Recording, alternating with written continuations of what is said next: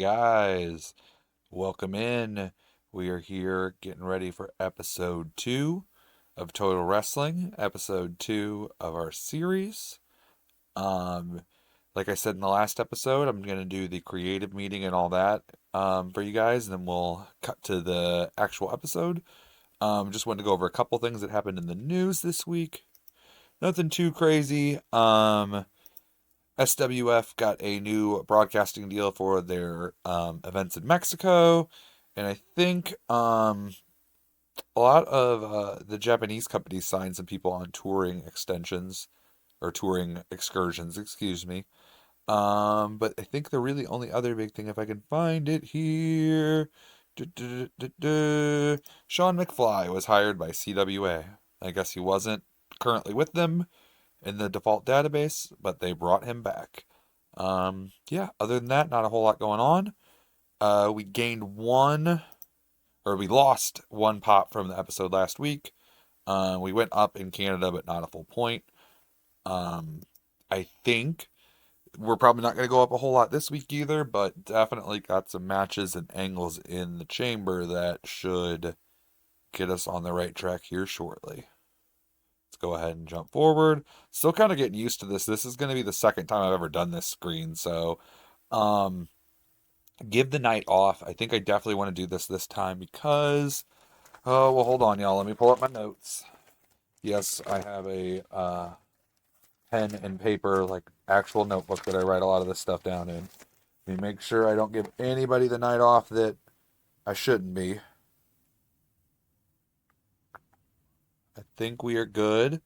So I think one person, really the only person I'm going to give the night off is Maverick because he was not happy when I left him off last week. And yeah, I had to give him $5,000 to make him happy, which I mean, who wouldn't that make happy? But we'll go ahead and give him the night off. And then we're going to go ahead and exit out of this. It feels weird to me to exit out of it to jump forward, but yeah, we'll get used to it. Tonight's venue or location. All right, so we did. Oh, this is cool. I didn't even really pay a whole lot of attention to this when I booked the first time. I think our last episode was in the Southwest. We were in Sacramento. So let's see where our popularity is. Let's see where we can get a good audience. I think the finances and the audiences and stuff are definitely more realistic this time around, which I think is cool. I kind of, not that it really matters, but I kind of like to go in like an order that would make sense as far as cities or areas. So if we were in the Southwest, we could either go to the Northwest or like the Mid South, or like the Midwest even, and go to like Colorado or something maybe. Let's see what the options are here. We only need like 6,000, so let's find. You know what? We're gonna go ahead and do Mid South, and we will just pick the best option. Let's see what comes up. Austin, Texas. Sure, not really close to California, but I mean we'll take it. No pre-show incidents. I didn't have one the first episode either. Finalized broadcasters, that's done. Oh yeah, our booking team: Kyle Rhodes, Joe Bryant, Dean Daniels, and Human Arsenal. They're all pretty good. We have 225 total CE right now, Creative Energy. Or actually 185 because it deducted the show. So yeah, I think they produced a decent amount last time. So let's spend some more of this creative energy. I did that creative finish for the Mighty Mo Flint Slater match last week when Flint Slater kind of wrenched on Mighty Mo's leg so bad that he passed out. But let's see what we have going on this week. Obviously, I'm not going to tell anybody what these are going to go towards, but I think we'll go ahead and just so we have a couple of these on here, we are going to do an angle idea.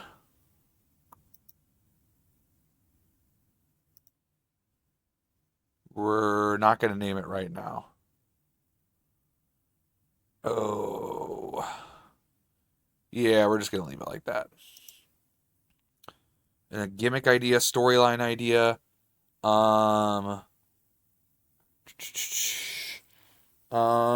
go ahead and we're at 145 now. Let's go ahead and save another creative finish. Not even sure I'm going to use it this episode, but just for the sake of moving things on. Ooh, a big gamble.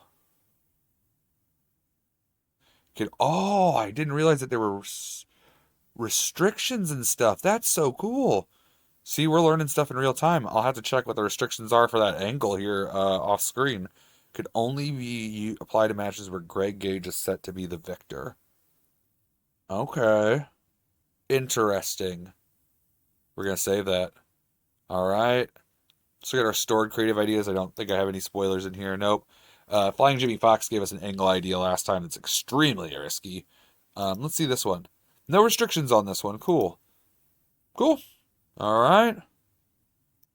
And I can rename them afterwards, so no big deal on that. Let's go ahead and close out of this. See if there's any locker room incidents. Oh, there is one. T-Bone Bright and Duke Freeman have been spending a lot of time together. Many have noticed how Duke Freeman has started acting differently as a result. T-Bone Bright has the relaxed personality and currently has normal morale. Duke Freeman has the mercenary personality and currently has normal morale. Okay, we'll see where that leads. Oh, Troy Tornado came to us backline with a storyline idea. It has automatically been added to our stored creative ideas. We'll check that out here in a second. Oh my gosh, getting hit with all of them. Troy Tornado and Human Arsenal are now travel buddies. Stalwart personality and normal morale for Troy Tornado. Professional personality and normal morale for Human Arsenal. Cool. They've both been in the company for a while. Would not be surprised that they're travel buddies. All right. All the locker room incidents are complete. My gosh. Um, let's make a pre-show speech. Oh, we did team bonding last time. Um, I don't really think that we need to do anything. So we'll go ahead and skip forward to this, and then we will cut to the episode, which is perfect because I'm sure you guys can hear my dogs barking. All right, guys, let's get right into the show. Sean Dokes welcomes us to the broadcast live from Austin, Texas. The Syndicate make their way to the ring for a championship celebration for Flint Slater as Jasmine Saunders lets us know. All right, segment gets a 65. Boos rain down on as Wolf Hawkins begins to hype up Flint Slater as the next big thing. He puts over his accomplishments in MMA and his seamless transition into pro wrestling before giving the mic to Slater himself. Last week, I got my first taste of gold here in TCW, and let me tell you, it's great. I never doubted that I would come out on top, but I'll be fair. Mighty Mo put up a good fight, but no one fights harder than the Rottweiler.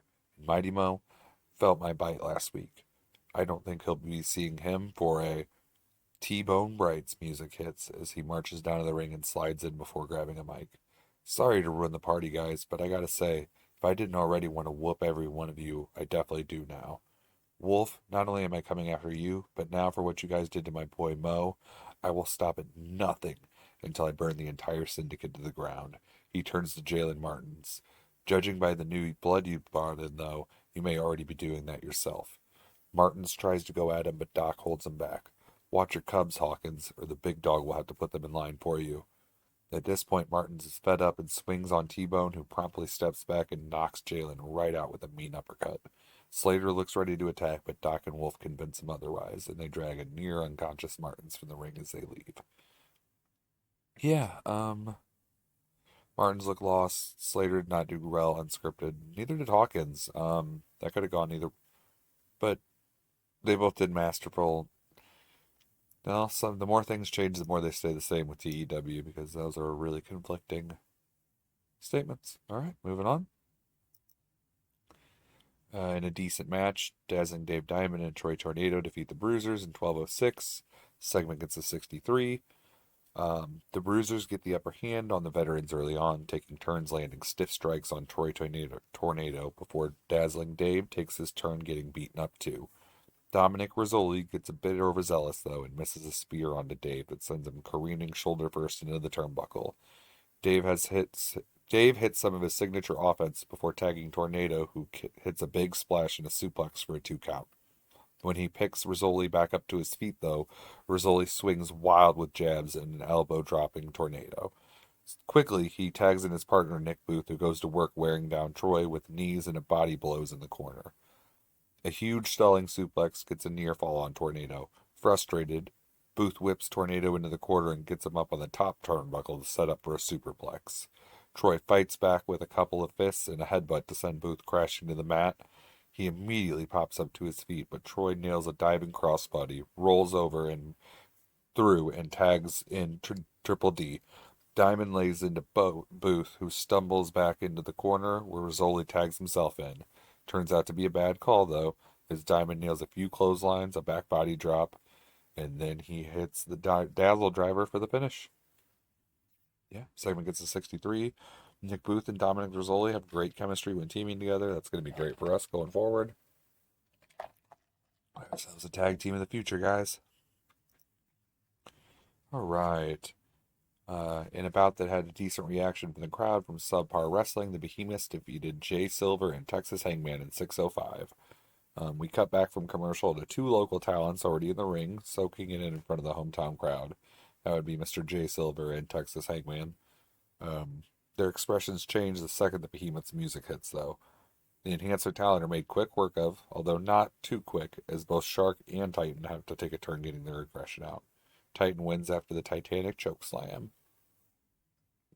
Commentary lifted the match. Floyd Goldberg did good work. 54 overall. Bradley Blaze is seen backstage ready to be interviewed by Jason Azaria, but the man of 1,000 facts barely can get his first question out before Triple D walks up. Bradley, I'm not trying to be rude, but I've actually wanted to speak to you for a while now. Diamond continues.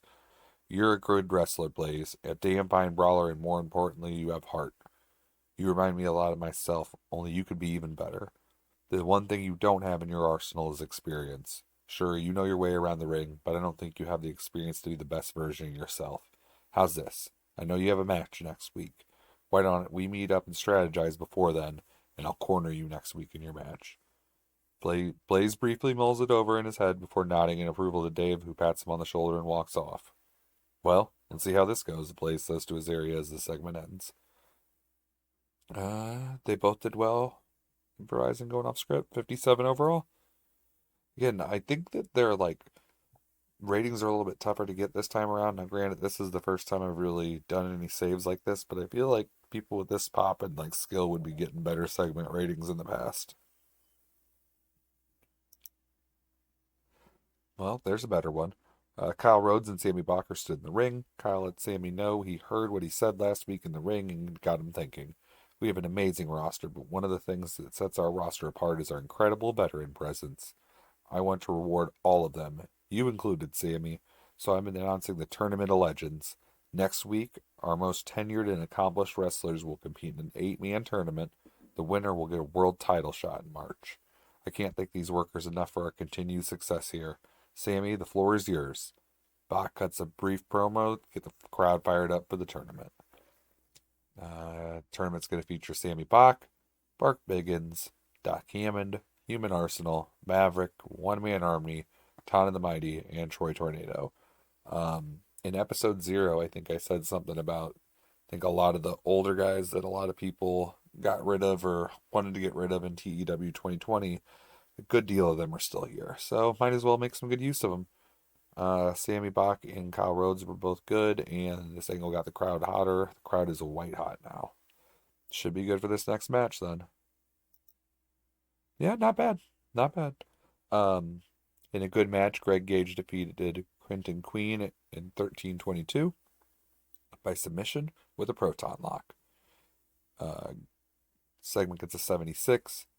Gage and Queen lock up and trade holds to start the match before it devolves into a highly entertaining chain wrestling sequence that ends in a stalemate. Gage nods and claps half sarcastically and half in approval, but Queen takes advantage of this, poking Gage right in the eyes and taking control. Queen wears down his opponent, locking in holds and delivering strikes, taking his time as the crowd begins to grow restless for Gage to get momentum back. Quentin hits a big slam and tries to get Gage up for a stump pile driver. The second time, trying to pull Gage up, it's reversed into an Alabama slam. Queen's back hits the mat so hard he bounces up into a seated position, to which Gage sees as an opportunity to nail him in the chest with a penalty kick. He dives onto Queen for a cover, but barely gets a 2 count. Both men pop up and have a striking exchange that ends with Gage staggering Queen into the ropes with a super kick, but on the rebound, Queen nails a massive diving lariat, and both men are down. Queen gets to his feet first and starts to taunt Gage and set up for the finish. He goes to pick up Gage, who hits an inside cradle for 2. Queen rolls around and gets another 2 count on Gage. The two break free, but as soon as they get back to their feet, Gage hits another super kick, knocking Queen loopy enough to lock on the proton lock and get that submission victory. Cool. Very hot crowd. Let's see what this next segment does. Excellent. Gage celebrates on the ramp before being blindsided by J Cord. Cord drops Gage and knees him repeatedly in the gut before throwing him face first into the Titantron screen. You know, just like a big old like kind of like hard panel. Think of that with like the screen in front of it, like an actual like plasma screen almost. Plasma. I'm kind of dating myself there, but you know what I mean. Um, he's not done though as he walks over again and bounces Gage's skull off the screen again and again. He steps away and the camera zooms into Gage's face to show blood pouring down. Leaned up against the screen, Cord charges up to smash Gage's skull between his knee and the Tron, but stops short and mimes kicking dirt up off his feet off the ground onto Gage before walking into the back, leaving his rival a bloody mess. Segment gets a 78. I think this show is going to end up being better than our last. This is all right. Divine Fortune are prepping to walk out for their match backstage when One Man Army walks into view and shakes their hands. Thanks for having our back tonight, says Benson. One Man Army responds by saying it works out because it looks like he has a tournament match to warm up for next week. Don't worry, we'll try not to make you exert yourself too much, jokes Divine.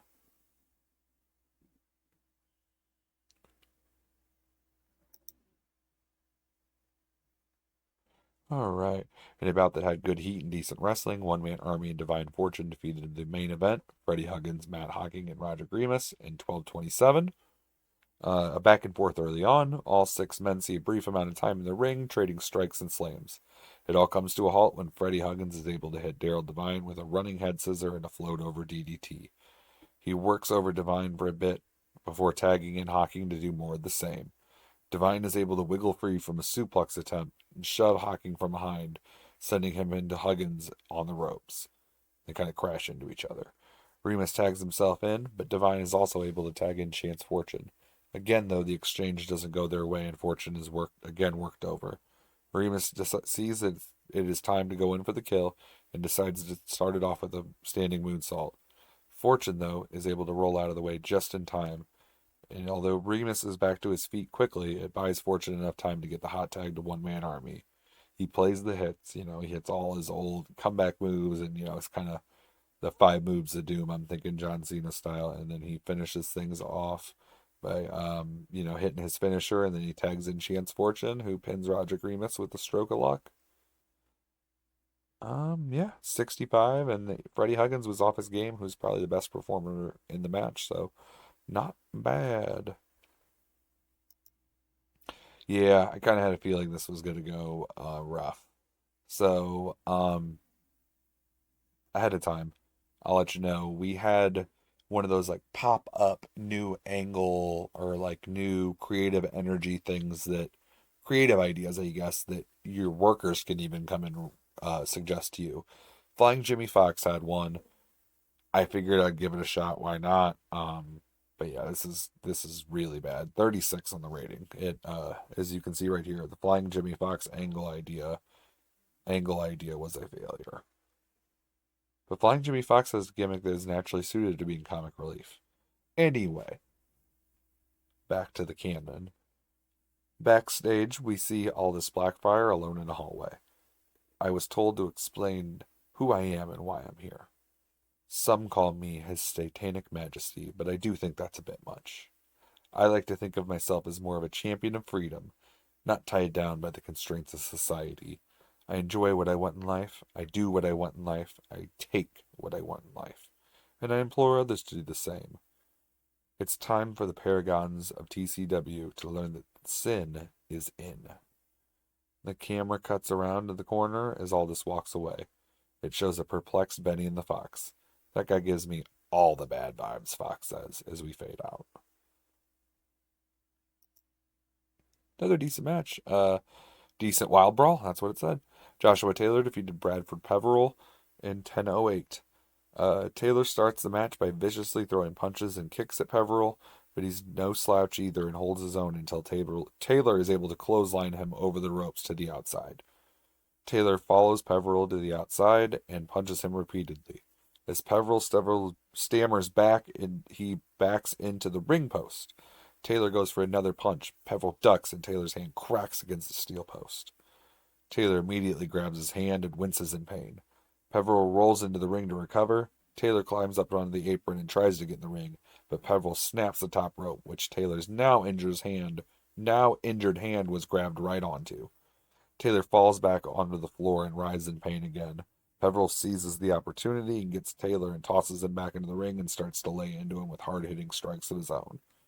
Things are looking up until Taylor grabs Peveril in a guillotine choke and refuses to let go. Peveril manages to get to his feet. Taylor still attached and muster up enough strength to lift Taylor up and kind of flapjack him face first onto the mat. But the lack of air causes Peveril to collapse. Taylor shakes off the cobwebs and goes in for the kill. He lands multiple stiff knees, he mounts Peveril and softens him up with some open palm strikes to the face. Each time, he hits with that right hand, though. Like, you can kind of tell he's not hitting quite as hard. Probably the reason he's doing the open hand strikes, because hitting that post really jacked up his hand. But eventually he locks on that butterfly lock and gets the submission win. Lots of submission victories in TCW. All right.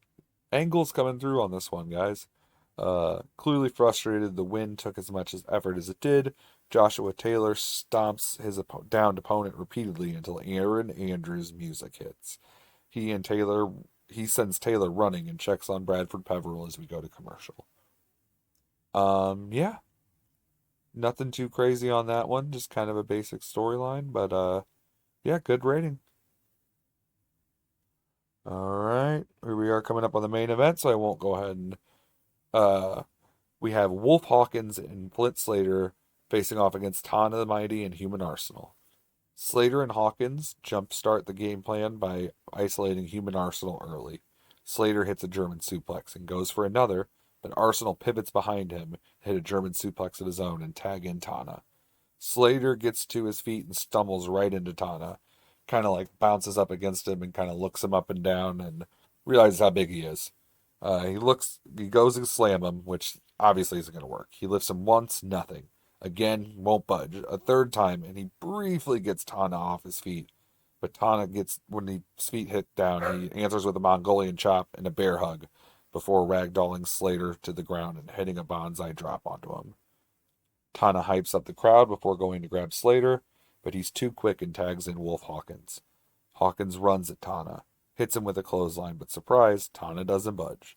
Hawkins hits the rope and tries this another 2 times to no avail, but on the third try he hits a chop block instead and Tana crumples to the ground. Hawkins begins to work over the leg and continues to do so through the commercial break. We come back to Hawkins hitting a kneeling Tana with a running knee. He goes for the cover, but Tana powers up and chucks Hawkins up into the air and kicks out at one. He slowly gets to his feet, but a few well-placed strikes with his massive hands keeps Hawkins at bay long enough to get to Human Arsenal, who starts his hot tag as he runs the ropes and hits Hawkins with 2 flying shoulder blocks. Pick him up, hits a huge belly-to-belly suplex, tossing Hawkins across the ring. Arsenal goes to run the rope again, but Slater trips him up and Hawkins pounces, picking up Arsenal and hitting a spinning brainbuster and then getting him up for a Death Valley driver. Um, he tosses him off his shoulders, but Arsenal lands on his feet and staggers Hawkins with the forearm. He dives in and tags Tana. The big man marches towards Wolf. Out of nowhere, though, he's hit with a spinning back fist. And Hawkins finishes him off or hits him with a spinning back fist, tags in Flint Slater, and submits Tana with that same submission he submitted Mighty Mo. Ironically enough, his old partner with. Um, Segment got a 73. Definitely could have been better. I hope for better with Wolf Hawkins in there. And I mean, decent pop between these two, but our problem is our guys that are good wrestlers besides our top 4 don't have good pop. May lose a little bit of popularity overall, on this episode too. May stay the same, but definitely not going to go up. Let's see what we hit. 74. Yeah, lost its popularity again. Oh man, that's rough. Yeah, let's check it out. Address the locker room, can't do that. Let's look at the financial report. We made money. Surprise. Where did we lose? Okay. We didn't lose a full point anywhere, but we need to bounce back. But we gained a couple points in Canada. That our deal there definitely helped. Cool. All right, guys. Well, that's going to be it for this episode. We will see you guys in a couple days for episode 3 of Total Wrestling, episode 3 of the series. Take it easy, y'all.